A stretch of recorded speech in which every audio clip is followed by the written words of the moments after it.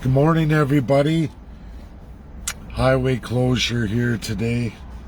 Leaving Hamilton, it caused me a little bit, but that's okay. We'll go forward. I want to discuss.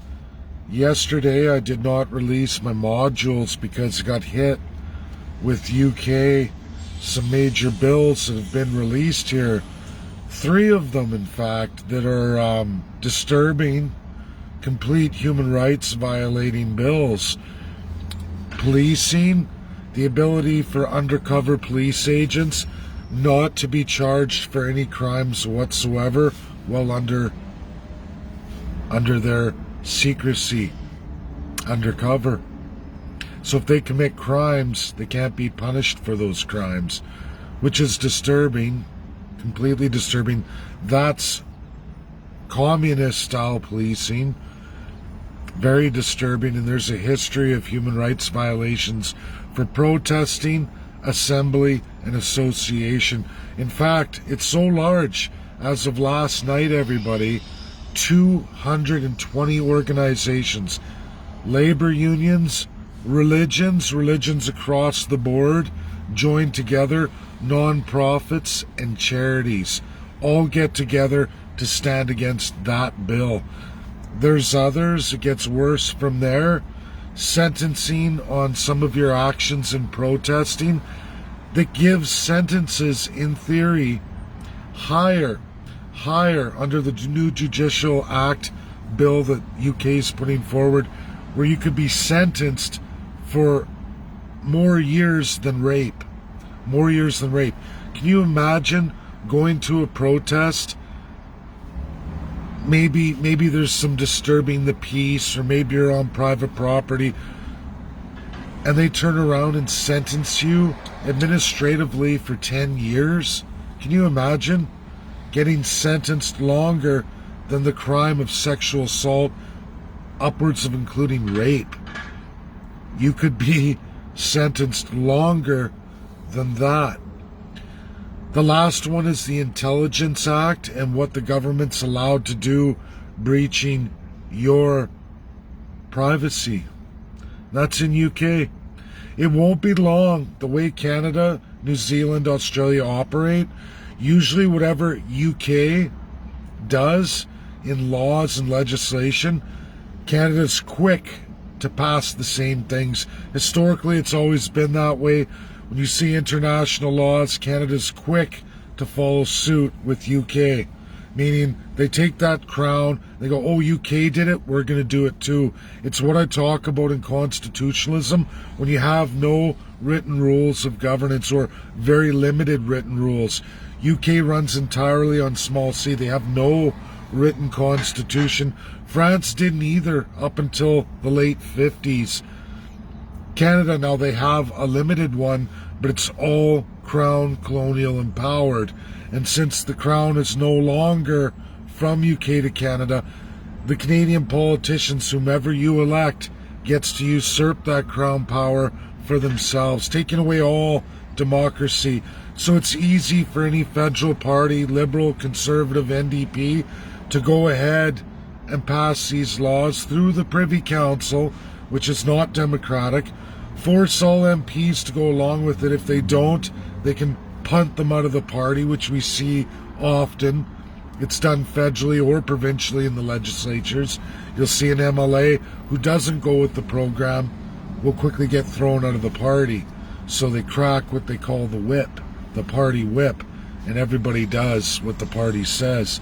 So we've got 3 tremendously wrong bills that violate a series of human rights, which now brings me into what I got to go through, the second part.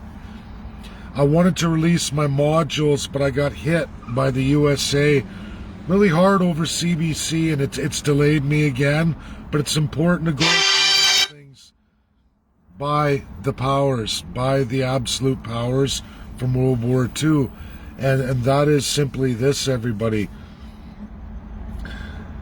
In the League of Nations, in 1924, the League of Nations, as it was, all colonial powers, presented to the United States Ascension, a convention on the rights of a child. Now, when you read the language in there, they get into they go into all kinds of language. Average people don't understand the language being used by that first class, even at that time. Americans would never accept it. The only country in the entire world to not accept it, and that was in 1924. When you read through it, I'm going to publish this tonight with a video, and we're going to go through that. It's a step back from where I'm at right now, but it's a worthy pause because USA brought it to my attention. So the USA was hit with it in the 20s. As you all know, the crash came. We went into the Great Depression. At that time, America was the only country to say absolutely no.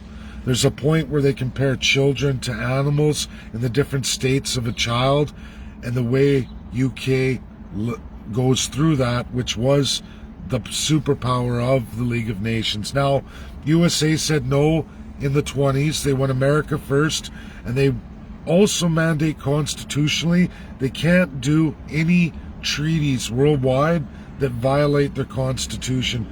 And when you look at the US Constitution, it's in plain speak. Everything's direct. The founding fathers of Confederation for the USA made sure the language in every single article is for all people. You speak English, generally you can read each article of the US Constitution and know exactly what they're talking about. Positions listed in plain speak, which I really like. I think that's a constitution for all peoples and not open to interpretation. When you go through the right of a child from 1924 from the League of Nations, there's some harsh terms in there, and when you look those up, the overlap of, are we talking about children or animals here? When you start going through, and then you start to wonder when you get into residential schools or other atrocities committed in racial and ethnic origins around the world by all these colonials, it starts to add up. So USA was the only country to say no. It doesn't match any kind of written word of our Constitution. This kind of treaty doesn't fly with the USA. And it's bad. You read it, and we're going to go through that tonight. We're going to go through those terms. We're going to go through, it's not long. It's only 6. And they're only 1 or 2 sentences long each, it's open for interpretation, which is wrong. When something's open to somebody's interpretation, like what's normal when you use terms like that, and for who? Especially when you can cross over putting children in the same status as an animal, and how parents can govern, or how governments can govern over children, whether they're removed from a home or not. It's not good. And you read that document, it's just terrifically awful. USA brings that up. They bring that forward. They also bring that forward that in 1959, that resolution was put forward, that convention on the rights of a child, and it would have passed entirely by the world of the time. Every nation voted yes, except for USA. They voted no.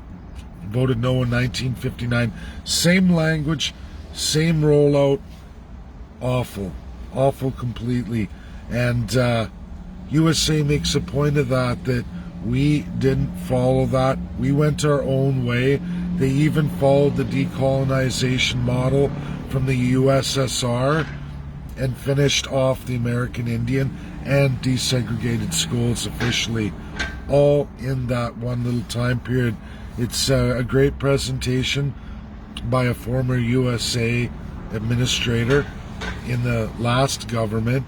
It was terrific. I have to pause, have to go back. We got to look at this and give USA's side, which is another nail in CBC's coffin, showing everybody that article was completely lacking in fact and ignored a whole bunch of other facts, because that's what Canada does.